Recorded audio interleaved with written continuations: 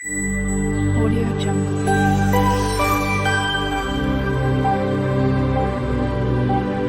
Audio Jungle. Hi friends, welcome back to my channel. তো আমার চ্যানেলে তোমাদের সবাইকে অনেক অনেক সাদর অভ্যর্থনা জানিয়ে আজকে আবারও তোমাদের সামনে আমি একটা নতুন রেসিপি নিয়ে চলে এসেছি। তো এখন তালের সিজন, তো আজকে তাল ক্ষীর তৈরি করব। তো এই তাল ক্ষীর আমি কি কি উপকরণ দিয়ে তৈরি করছি আর কিভাবে তৈরি করছি চলো দেখে নাও। তাল ক্ষীর তৈরি করার জন্য এখানে আমি তালটাকে খুব ভালোভাবে ছেঁকে নিয়েছি। এখানে 2 কাপ তালের পাল্প দিয়ে দিচ্ছি। তালের পাল্পটা আমি একটা বড় বোলের মধ্যে নিয়ে নিয়েছি। আর এখানে নিয়ে নিয়েছি আলমন্ড, 6 থেকে 7টা টুকরো টুকরো করে নিয়েছি লম্বা লম্বা করে। আর এখানে নিয়ে নিয়েছি কাজু বাদাম 5 থেকে 6টা। আর এখানে নিয়ে নিয়েছি চেরি 6 থেকে 7টা। এখানে আমি দুধ নিয়ে নিয়েছি 300 গ্রাম। 300 গ্রাম দুধটাকে আমি খুব ভালোভাবে ফুটিয়ে কম করে নিয়েছি। উনুনে আমি একটা প্যান বসিয়ে নিয়েছি। এবার তালের পাল্পগুলো এর মধ্যে দিয়ে দিচ্ছি।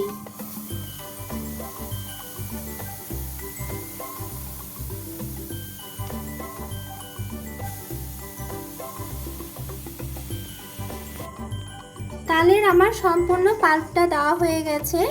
এবার তালের পাল্পটা যতক্ষণ না ফুটবে ততক্ষণ আমি ঠিক এইভাবেই নেড়ে চেড়ে নেব। আর 1 মিনিটও তালের পাল্পটা নাড়া বন্ধ করলে নিচে থেকে লেগে যাবে। আর এই সময় গ্যাসের ফ্লেমটা একদম লো করে তালটা জাল দিতে হবে। তালের পাল্পটা আমি 3-4 মিনিট খুব ভালোভাবে ফুটিয়ে নিয়েছি। আর এটা এখন কালারটা অনেকটাই আলাদা চলে এসছে, তার মানে তাল ক্ষীর তৈরি হওয়ার দিকে। এবার এই অবস্থায় আমি দিয়ে দেব এর মধ্যে দুধ। আমি যে দুধটা জাল দিয়ে ঘন করে রেখেছিলাম সেই দুধটা অল্প অল্প দিয়ে আমি তাল ক্ষীরটা তৈরি করে নেব। হাফটা দিয়েছি আর হাফটা রেখেছি। এবার এই হাফটা দিয়ে তাল ক্ষীরটাকে আমি খুব ভালোভাবে তালের পাল্পগুলোকে খুব ভালোভাবে মিলেমিশে এক করে নিয়ে আবার কিছুক্ষণ জাল দিয়ে ঘন করে নেব।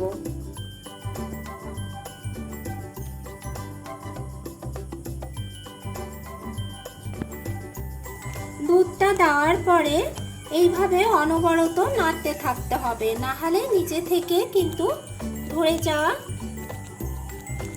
সম্ভাবনা থাকবে। প্রথমবারে যে আমি দুধটা দিয়েছিলাম সেটা সম্পূর্ণ শুকিয়ে গেছে।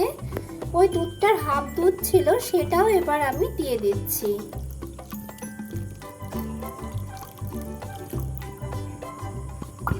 দুধটা দেওয়ার পরে আবারও আমি অনবরত নাড়তে থাকবো যতক্ষণ না তালের পাল্পের সঙ্গে দুধটা ঘন হয়ে আসছে।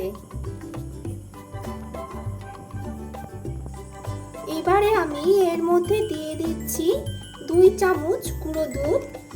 এটা অপশনাল, তোমরা দিলে দিতে পারো, আবার না দিলেও কোনো অসুবিধে নেই। এখানে আমি স্বাদ বাড়ানোর জন্য গুঁড়ো দুধটা দিয়ে দিচ্ছি।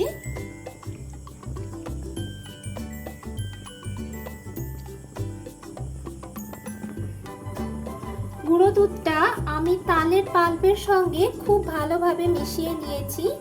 আরো কিছুক্ষণ আমি এই গুঁড়ো দুধটা দিয়ে ফুটিয়ে নেব।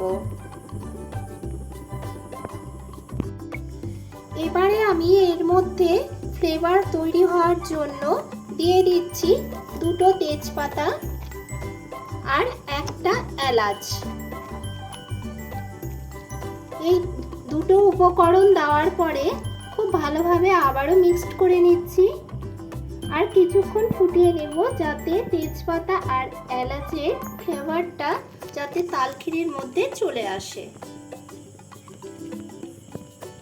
তালের পাল্পটা অনেকটাই শুকিয়ে এসছে বা ঘন হয়ে এসছে। এই অবস্থায় দিয়ে দিচ্ছি আমি এখানে 4 চামচ চিনি। চিনিটা তোমরা তোমাদের স্বাদ অনুযায়ী দেবে কম বেশি করে। আমি এখানে 4 চামচ চিনি ব্যবহার করছি। চিনিটা দিয়ে আবারও খুব ভালোভাবে মিক্সড করে নিচ্ছি তালের পাল্পের সঙ্গে। চিনিটা দেওয়ার পরে তালের পাল্পটা একটু পাতলা মনে হতে পারে, তো এতে ভয়ের কোনো কিছু নয়। এইভাবে জাল দিতে থাকলে তালের পাল্পটা অনেকটাই শুকিয়ে যাবে। চিনিটা দেওয়ার পরে মিডিয়াম টু লো ফ্লেম করে আমি তালের পাল্পটাকে 10 মিনিট ফুটিয়ে নিয়েছি। এবার অনেকটাই ঘন চলে এসেছে আর কালারটাও আলাদা হয়ে গেছে, একটু কালচে কালচে টাইপের চলে এসেছে আর এটা অনেকটা ঘন হয়ে গেছে, তার মানে তাল ক্ষীর রেডি হয়ে গেছে। এবার আমি তাল ক্ষীরটাকে গ্যাসের ফ্লেমটা অফ করে নামিয়ে নেব।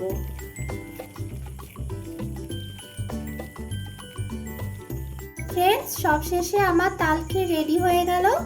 এবার এখানে টেস্ট বাড়ানোর জন্য বা গার্নিশ করার জন্য এখানে দিয়ে দিচ্ছি আমি কিছু কাজু বাদাম। এটা অপশনাল, তোমরা দিতেও পারো নাও দিতে পারো। কিছু আলমন্ড কুচিয়ে রেখেছিলাম সেটাও দিয়ে দিচ্ছি। আর কিছু দিয়ে দিচ্ছি কুচিয়ে রাখা চেরি। তো তাল ক্ষীর খেতে কিন্তু আমাদের সকলেরই ভীষণ অসাধারণ মনে হয়, আর তালের সিজনে তো কোনো কথাই হবে না। আর এইভাবে এই টিপস ফলো করে যদি তোমরা তাল ক্ষীর তৈরি করো তো রুটি দিয়ে খেতে তো জমেই যাবে। তো অবশ্যই তোমরা বাড়িতে এইভাবে তাল ক্ষীর তৈরি করো। আর আমার এই রেসিপি যদি তোমাদের ভালো লেগে থাকে অবশ্যই একটা লাইক, শেয়ার আর কমেন্ট করতে ভুলো না। আর আমার চ্যানেলের নতুন বন্ধু হয়ে থাকলে আমার চ্যানেলটিকে সাবস্ক্রাইব করার অনুরোধ রইল। Thank you.